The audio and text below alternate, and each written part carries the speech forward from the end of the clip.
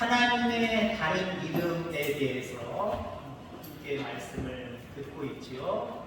7월 달까지만 이런 말씀 드릴 거고요.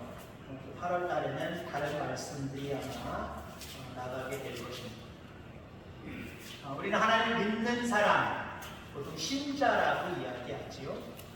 하나님을 믿지 않는 사람, 비신자라고 이야기합니다.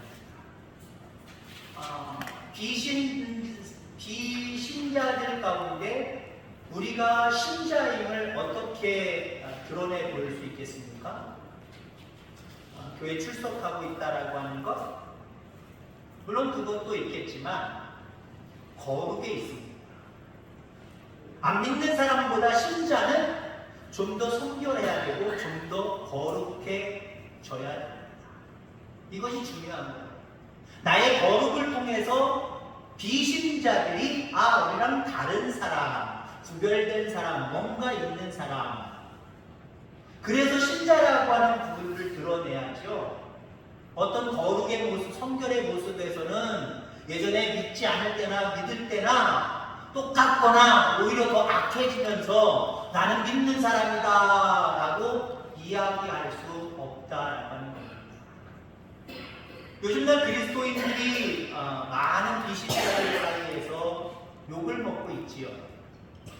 야, 어떻게 믿는 사람이 저럴 수 있냐? 어떻게 목사가 저럴 수 있느냐? 어떻게 장로가 저럴 수 있느냐? 믿는 믿음의 사람들이라고 하는 사람들이 왜 저렇게 살고 있느냐? 그 사람들이 다 교회를 가요. 교회는 가지만 뭐가 없어요? 거룩이 없어요. 거룩을 상실했기 때문에. 거룩을 상실하고 하나님의 자녀다, 하나님을 믿는 사람이다 라고 말할 수 없다. 날마다 거룩해져 가기를 주의 이름으로 축원합니다.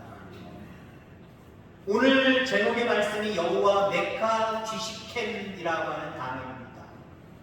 이 말씀은 오늘 본문 31절 마지막 절의 말씀입니다. 나는 너희를 거룩하게 하는 여호와다. 거룩하신 하나님, 거룩해 하시는 하나님, 그게 바로 여호와 메카 뒤시켄이다라고 하는 겁니다. 그렇습니다. 우리 하나님은 거룩하신 하나님이고요, 완벽하게 거룩하신 하나님이고요. 우리 그리스도인들은 완벽할 수가 없어요. 우리가 어떻게 완벽합니까? 세상에 믿지 않는 사람들이 그리스도인들에게 완벽을 요구하면서 흔히 우리의 속마음을 가슴 아프게 하는 거 있죠. 나는 나름대로 최선을 다하고 하는데 연약한 부분이 있을 수밖에 없어요. 부족한 부분이 있을 수밖에 없어요. 근데 세상 사람들은 그럴 때마다 뭐라고 얘기해요? 믿는 사람이 뭐라고 얘기하죠? 그럴 때 참 속상해요. 우리 완벽하지 못해요. 그러나 완벽을 향해서 날마다 조금씩 변화되어져 가야 됩니다. 우리 스스로의 능력이 아니에요.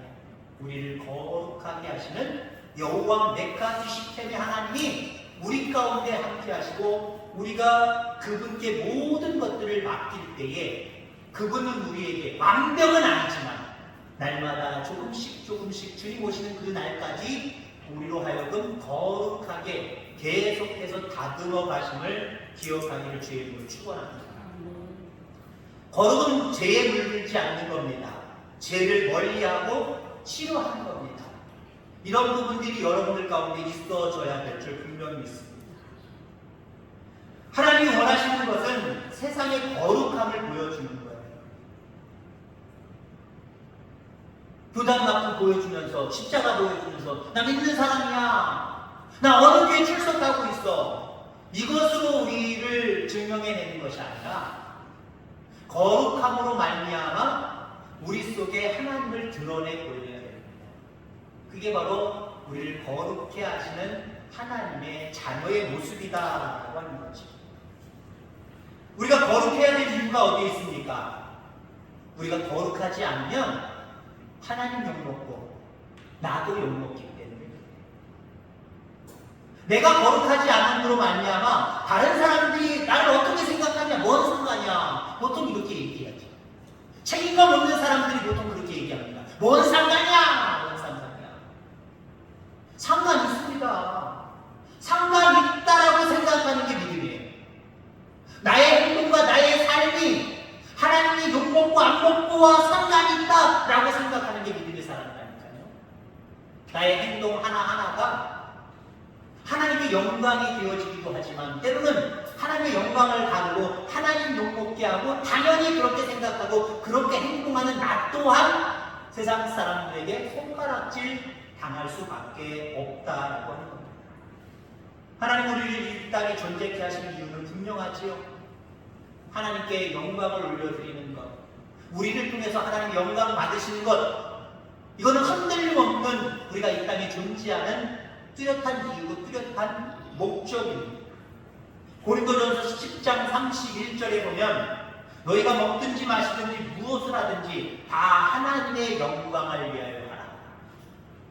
하나님께 영광을 돌리는 건 이런 데서 하는 거야. 장소가 국한돼서는 안 됩니다.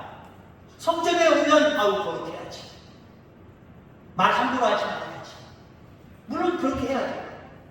그러나 그 거룩의 장소를 넓혀가시길 바랍니다. 먹든지 마시든지 교회에서만 먹고 마셔요?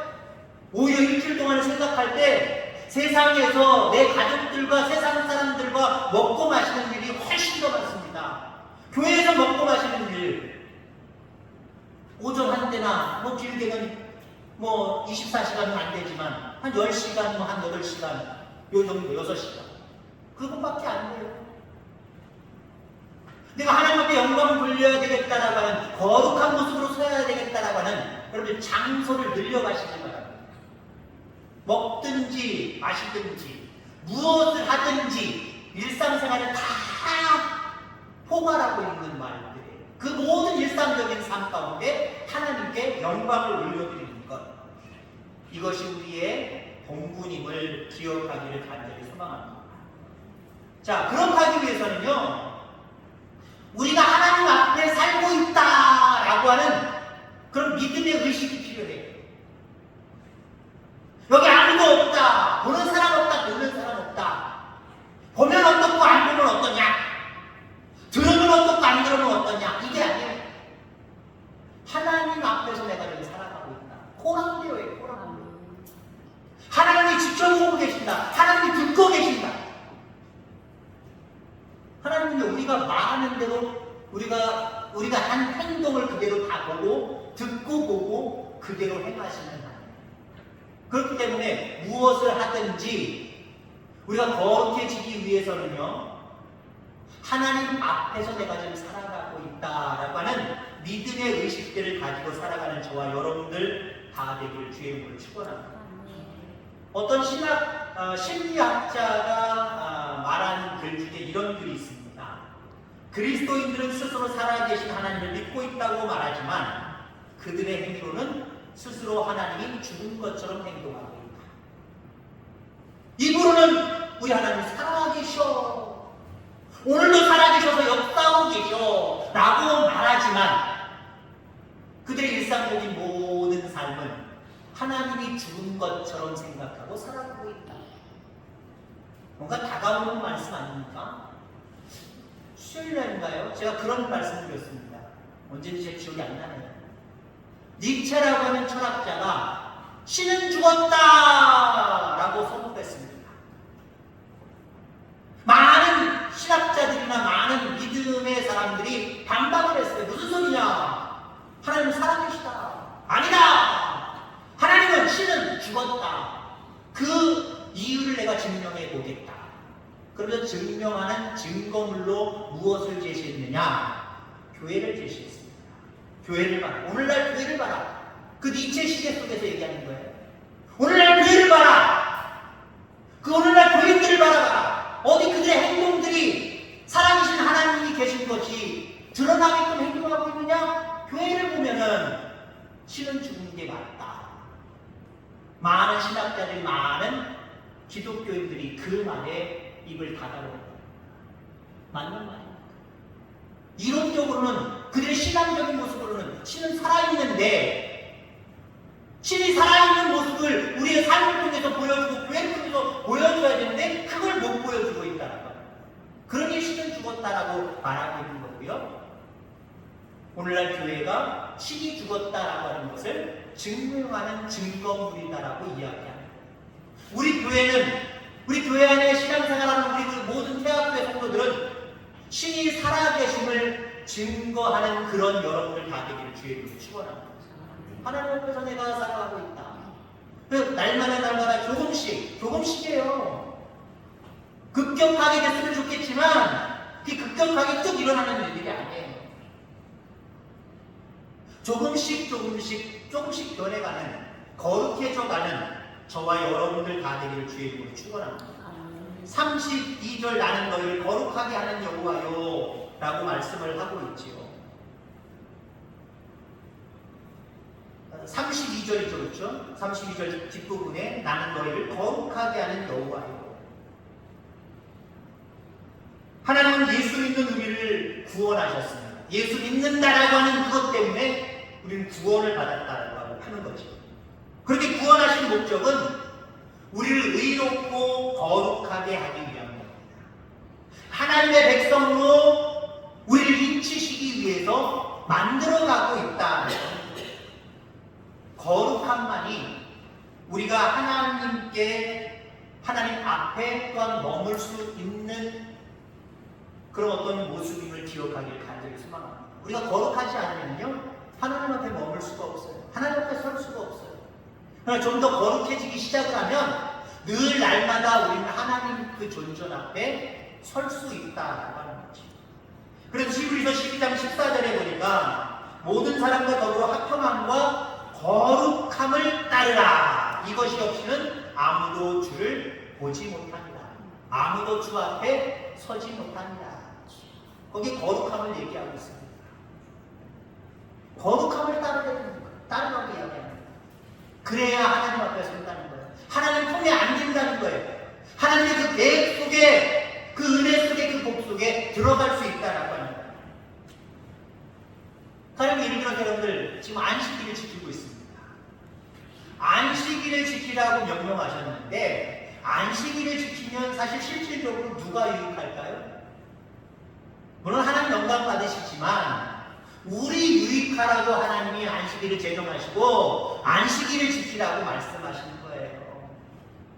아무 일을 안 하니까 손해가 아니에요. 아무 일을 하지 않음으로 말미암아 가족 간에 화목이로서 싹트고요. 물론 어떤 사람이 얘기합니다. 모이면 모일수록 싸운다.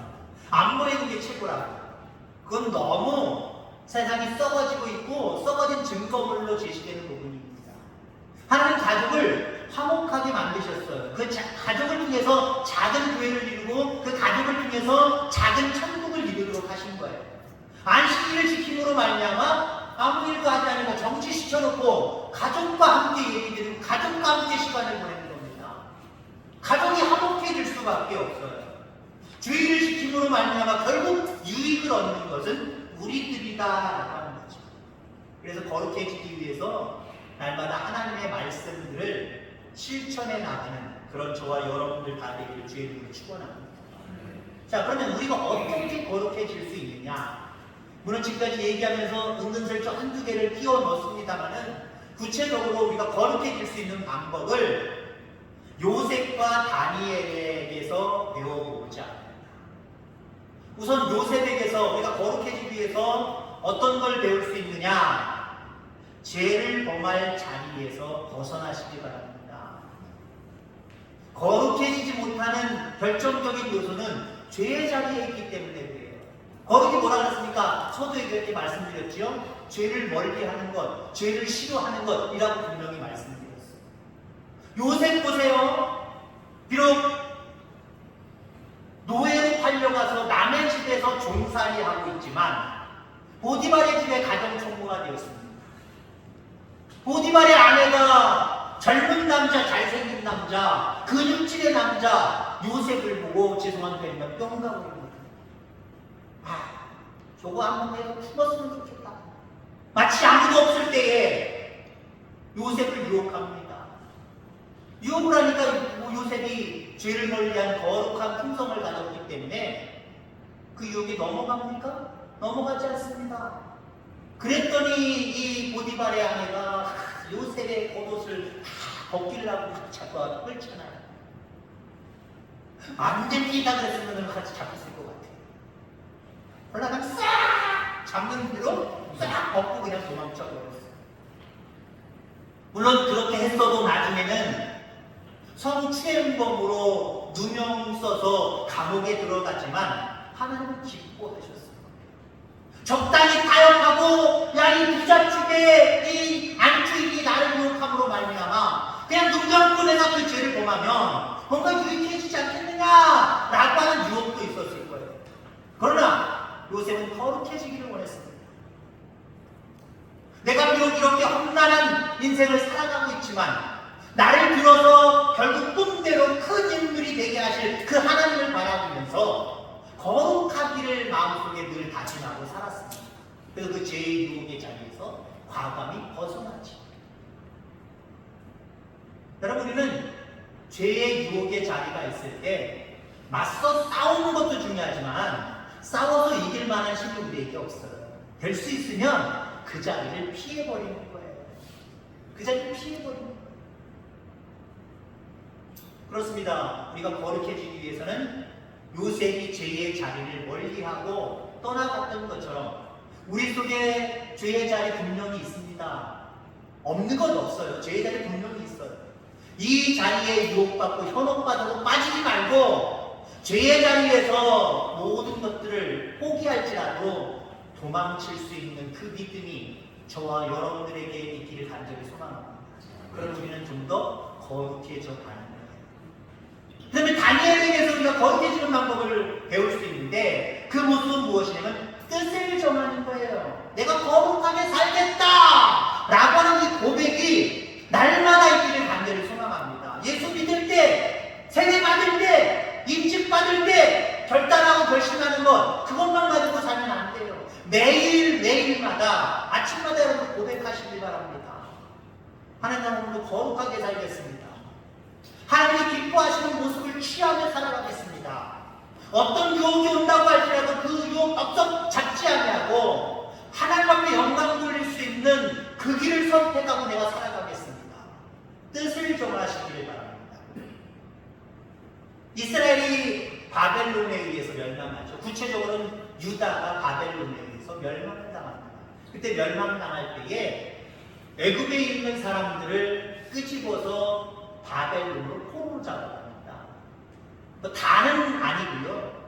포로를 잡아가는 사람들 중에 다양하게 있습니다만 애굽은 나름대로 똑똑한 사람들만 데리고 갔습니다. 왜? 그래야 힘없는 백성이 해방을 위해서 노력 못하거든요. 아무 힘도 못 쓰거든요.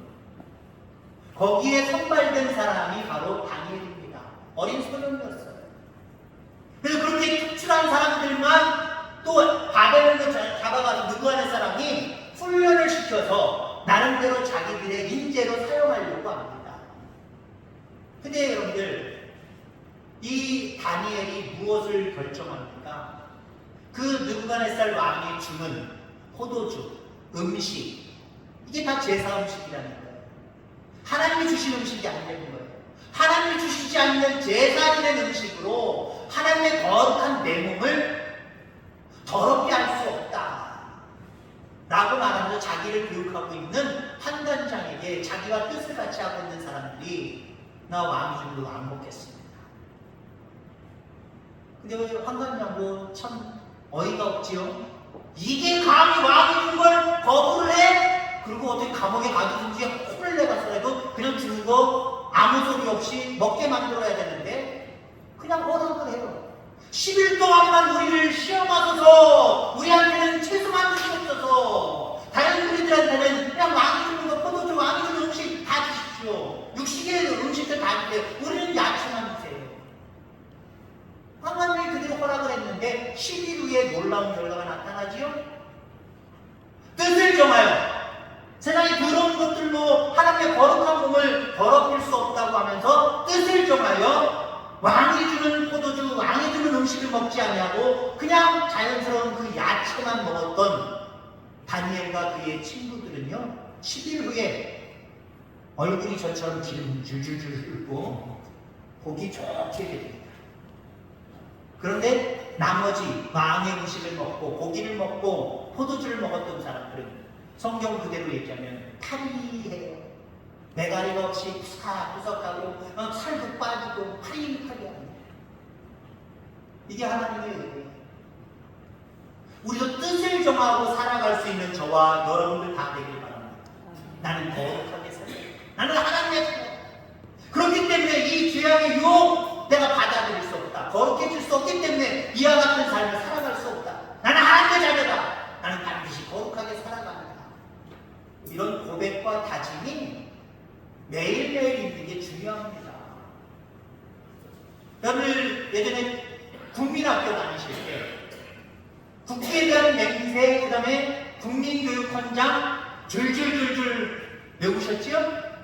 오늘의 기독교인들이 수십 년 기독교 예수님을 믿다 보면 주기도 사도신경은 그냥 눈만 감아도 나오잖아요. 마치 그런 것처럼 여러분들 초등학교 다닐 때 국기에 대한 맹세, 그 다음에 국민교육헌장 줄줄줄줄 하나도 들고 외우셨을 거예요. 그 이유가 뭡니까? 학교에서 외워 그러니까 그럴 수도 있지만 매일같이 교회에 섰잖아요. 그죠? 매일같이 교회에 섰어요. 매일같이 교회에 서면서 학교마다 다르지만 수업 전에 9시 전에 교회를 쓰든지 2시간 끝나고 중간에 교회를 쓰든지 꼭 교회를 섰단 말이에요. 교회 생각하면 저는 어떤 생각나요? 꼭 쓰러지는 애들이 있어요. 그죠? 그때는 먹을 것이 없어서 정말 가난했기 때문에 물론 저보다 더 가난한 시대에 살았던 우리 성도님들은 더 극한 경험도 해보겠지만 교회 시간이 길어지잖아요. 교장 선생님이 어떻게 얘기합니까? 마지막으로 끝으로 이거 한 가지만 더 당부하기는 시간 길게 끌잖아요. 그러면 일부러인지 모르지만 햇볕에 노출돼가지고 툭 쓰러지는 애들이 많아요. 그래서 그 주변에 있는 애들이 혜택을 보는 거죠. 쓰러진 애들이야 어쩔 수 없지만 그 주변 애들이 부축하면서 양호실로 갈 수 있거든요. 아주 특혜를 누리는 거거든요. 조회를 매일같이 쓰면서 국기에 대한 맹세, 그 다음에 국민교육헌장 매일같이 늘 실전으로 했기 때문에 그러면 어떤 효과가 나타납니까? 여러분들 어린 시절의 그때의 모습, 그러니까 지금 군인으로 얘기하면 오늘 군대 얘기를 많이 하시는데 군인으로 얘기하면 지금의 군인과 여러분들의 그 청소년, 청년 시절의 군인들과 누가 애국심이 더 없을까요? 오늘날의 아이들이 한 명밖에 없어요. 걔는 군대 갔다 왔어요. 요즘 날의 아이들은 겨우 18개월 군 복무하고요. 저온 한금 속에서 보호받으면서 그렇게 생활해요. 진짜 전쟁이 나면 저 아이들이 여러분들 젊었을 때처럼 6.25 시절에 그 우리 선조들처럼 그렇게 싸웠을까? 앞으로 앞장서서 갈 수 있었을까? 좀 그건 의심되기도 해요.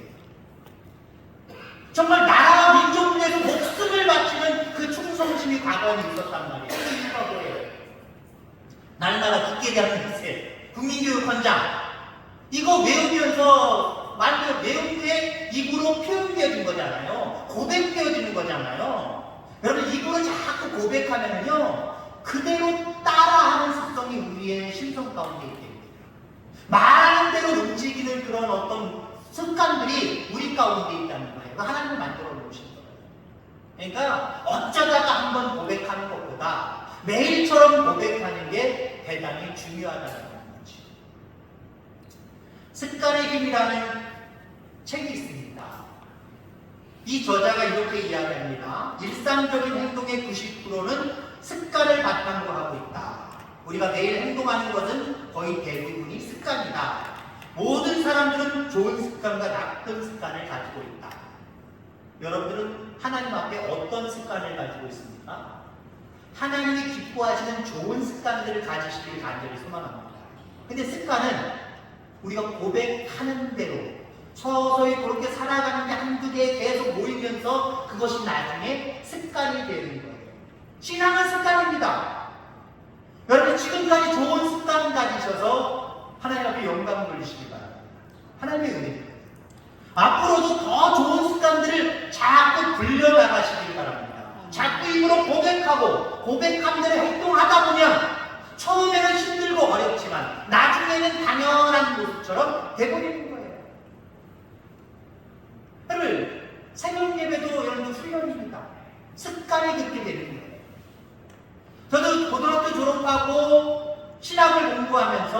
고등학교 때부터 고3 때인가 그때부터도 어머니 따라서 새벽 예배를 다녔어요. 늘 다닌 건 아니에요. 어쩌다 다녔어요. 어쩌다 한 번 그렇게 다녔어요. 신학교 들어갔습니다. 자취생활은 아니지만 기숙사 생활할 때는 기숙사생들도 6시 가운데 새벽 예배를 드려요. 거기 기숙사에 사감되는 목사님이 설교할 때도 있지만 저는 학생들이 돌아가면서 설교할 때도 있어요. 그게 훈련이었고요. 그러니까 새벽 예배 몇 번 빠지면 다음 학기 기숙사 땡! 못 들어가는 거예요. 그런 법칙이 있었어요. 그때는요, 새벽에 일하는데 왜 이렇게 어려워요? 더군다나 무슨 중간고사 있고 기말고사 있고 열심히 공부하다 보면은 새벽에 얼마 안 있다가 일어나야 되잖아요. 일어나기 정말 싫어요. 1094년도 목회를 시작하면서 새벽 예배를 성도들과 제가 책임감을 가지고 이제 리드해 나가야 되잖아요. 1년에 두세 차례. 그리고 다른 사람들과는 좀 나을 수도 있으시겠지만 1년에 두세 차례, 서너 차례 못 일어나서 못 나갈 때가 많이 있었어요. 지금은 한 10수년 전부터, 한 15년 전, 20년 전부터 못 일어나는 일이 없어요. 제가 교회를 어디 갔다 오겠습니다. 1박 2일 다녔는데 2박 3일 다녀옵니다. 그럴 때는 그냥 아예 여기 나올 수가 없지요. 그런 것 제외하고, 물론 우리 교회는 주일날 이제 각자 예배가 이제 오전, 오후에 계속 있기 때문에 새벽 예배는 없습니다만, 다른 요일 때 제가 이 자리를, 그러니까 사택을 벗어나서 다른 곳에 잠을 자지 않는 이상, 한 20여 년 정도 그랬던 것 같아요. 거의 한 번도 일어나지 못한 경우가 없어요. 습관입니다. 습관. 그냥 주여 믿습니다. 갑자기 딱 큰 능력을 내게 주시는 것, 물론 간혹가다 있을 수 있겠지요. 인생에 한두 번은 있을 수 있겠지요. 그러나 모든 신앙은요, 지속적인 힘을 통해서, 지속적인 습관을 통해서 우리 속에 배워가는 거예요. 좋은 생각들 많이 가지시고요. 그 좋은 생각 속에 하나님 앞에 이것을 통하여서 영광 돌리리라 라고 하는 고백들이 많아지길 바랍니다. 근데 그 고백대로 조금씩 실천해 나아갈 때 그것이 힘들고 어려운 상황들이 아니라 이제는 나도 모르게 저절로 행동되어지는 것. 이게 거룩한 백성들의 모습이거든요. 거룩은 짜서 나오는 게 아니에요. 거룩은 죄의 자리를 멀리하고 그리고 하나님 앞에 뜻을 정하여서 조금씩 그 뜻을 성취하며 살아갈 때 우리 속에 서서히 만들어지는 어떤 결정체가 바로 거룩의 모습입니다. 지금 여러분의 거룩의 결정체는 모양으로 따지고 크기로 따지면 얼마나 됩니까? 나는 완벽해! 라고 하는 사람은 없을 거예요. 왜냐하면 그렇게 될 수 없기 때문에 오전 예배의 말씀처럼 그렇게 우리 될 수 없어요. 지금 어떤 믿음의 결정체를 크기로 얘기하면 이 정도라고 한다면 이 정도에서 조금씩 늘려가시기를 바랍니다. 그래서 우리로 하여금 하나님이 기뻐하시며 우리를 통하여서 많은 사람들이 하나님의 살아계심을 간접적으로 경험할 수 있는 그런 모습이 되어지기를 주의 이름으로 축원합니다. 기도하겠습니다. 하나님 아버지 감사합니다.